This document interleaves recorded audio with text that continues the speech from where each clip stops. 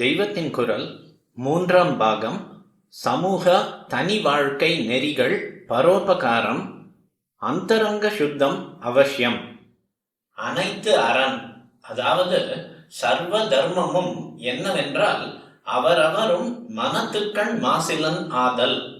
அதாவது தங்கள் மனசை தாங்களே துளிக்கூட அழுக்கில்லாமல் நிர்மலமாக சுத்தம் செய்து கொள்வதுதான் என்கிறார் திருவள்ளுவர். கர்மானுஷ்டத்தால் அவரவரும் சித்த சுத்தி ஏற்படுத்திக் கொள்ள வேண்டும் என்கிற வைதிக சம்பிரதாயத்தை தான் இங்கே திருக்குறளும் சொல்கிறது. முதலில் இவன் தன்னைத்தானே சுத்தம் பண்ணி கொள்ள வேண்டும்.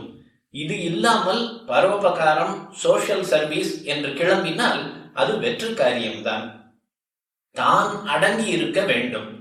பக்தியோடு ஈஸ்வர சேவை என்று நினைத்து சமூக சேவை செய்ய வேண்டும்.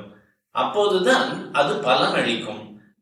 அந்தரங்க சுத்தம் இல்லாமல் செய்கிற காரியங்கள் வெறும் பட்டாட்டோப்பமாகவும் ஷோவாகவுமே முடிந்து போகும். இந்த பட்டாட்டோப்பத்தால் சேவை என்று செய்கிறவனுக்கு அகங்காரம் மேலும் ஜாஸ்தியாகத்தான் செய்யும். அகங்காரம் தொலைவதற்கு உதவ வேண்டிய சேவையை அடக்கமும் பணிவும் பக்தியும் அன்பும் இல்லாமல் செய்தால் அகங்காரத்தை அதிகமாக்கிவிடும். குளிக்க வேண்டும் என்று போய் சேற்றை வாரி பூசிக்கொண்டதாகிவிடும். தான் சுத்தமாவதுதான் சர்வ தர்மமும் என்றால் இது சுயநலம் மாதிரி அல்லவா இருக்கிறது என்று தோன்றலாம். ஆனால் இது நாம் லோக ரீதியில் நினைக்கிற மாதிரியான சுயநலம் இல்லை.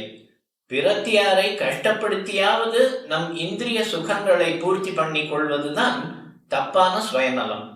மனசை சுத்தப்படுத்திக் கொள்ள வேண்டுமானால் நாம் கஷ்டப்பட்டாவது நல்லதே பண்ண வேண்டியதாகிறது. இது இந்திரிய சௌக்கியங்களிலிருந்து நம் மனசை மீட்டு சாஸ்வதமான பேரின்பத்தில் சேர்ப்பதற்கு உதவுகிறது. உபகாரம் என்றால் பிரத்தியாருக்கு செய்தால் மட்டும் போதுமா? இதோ நமக்கென்று ஈஸ்வரன் ஓர் உயிரை கொடுத்த மாதிரி கொஞ்சம் வெளியே அவிழ்த்து விட்டிருக்கிறானே. மனஸ் என்ற ஒன்றை கொடுத்து அதை நல்லது கெட்டது இரண்டிலும் ஆடுகிற மாதிரி விட்டிருக்கிறானே. இந்த நம் உயிருக்கு ஜீவாத்மா என்கிறார்களே, அதற்கு மட்டும் நாம் உபகாரம் பண்ணாமல் இருக்கலாமா?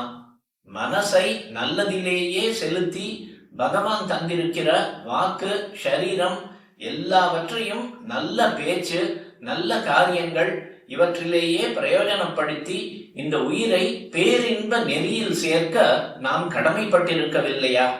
சின்னதான சுயநலத்தை விட்டு இந்த பெரிய சுயநலத்துக்கு எல்லோரும் பாடுபடத்தான் வேண்டும். இப்படி செய்வதற்கு பரநல பணிகளே ரொம்பவும் சகாயம் செய்கிறது. இதிலே ஒரு வேடிக்கை. இவன் மனஸ் சுத்தமாக இருந்தால்தான் பரோபகாரம் நிஜமாக நடக்கிறது, பலன் தருகிறது. பரோபகாரத்தால் தான் இவன் மனசே சுத்தமாக தொடங்குகிறது என்றால் கான்ட்ரடிக்ஷன், முரண் மாதிரி தானே இருக்கிறது. ஆனால் முரண்பாடு இல்லை. முதலில் இவனுக்கு மனஸ் சுத்தமாக இருக்க வேண்டும் என்ற தாபம் இருந்தாலே போதும். மனஸ் லேசில் கட்டுப்பட்டு வரத்தான் வராது. இந்திரிய சௌக்கியத்தையே நினைத்து அது திரும்ப திரும்ப ஓடிக்கொண்டுதான் இருக்கும்.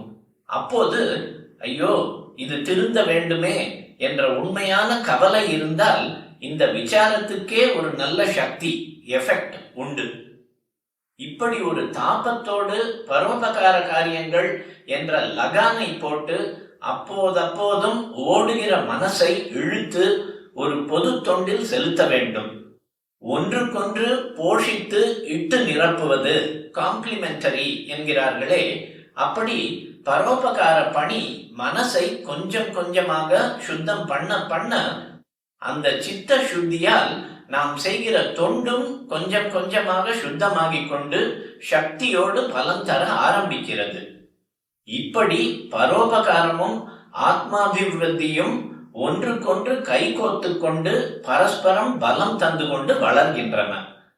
என்ன சொன்னாலும் வெளி உலகத்தை நாம் முழுக்க சரி பண்ணுவது நம் கையில் இல்லை. பல பேர் பல தினசான கர்மாவால் கஷ்டப்படும் போது நாம் எத்தனை சேவை செய்தாலும் அவர்கள் கர்மா குறுக்கே நின்று வெளியிலே பலன் இல்லாமலும் போகலாம். ஆனால் பிடிவாதமாக நாம் இந்த காரியத்தை செய்து கொண்டே வந்தால் அது நிச்சயமாக நம் கர்மாவை கழுவத்தான் செய்யும். கர்ம வாசனையால் ஏற்பட்ட நம் உள் அழுக்குகளை அலம்பத்தான் செய்யும். இதனால் தான் திருவள்ளுவர் வெளியில் உன் தொண்டு பலன் தந்ததா என்று நிரூபணம் தேடாதே, உன் மனசிலே அழுக்கு போச்சா, மனத்துக்கண் மாசிலன் ஆனாயா என்று பார்த்துக்கொள். இந்த உள் ப்ரூஃப், இதை யாரும் உன்னிடம் இருந்து ஒழிக்க முடியாது. கிடைத்து விட்டால் நீ பண்ணின தர்மம் அரண் பலித்து விட்டது என்று அர்த்தம் என்று சொல்கிற மாதிரி குறளை பண்ணி இருக்கிறார்.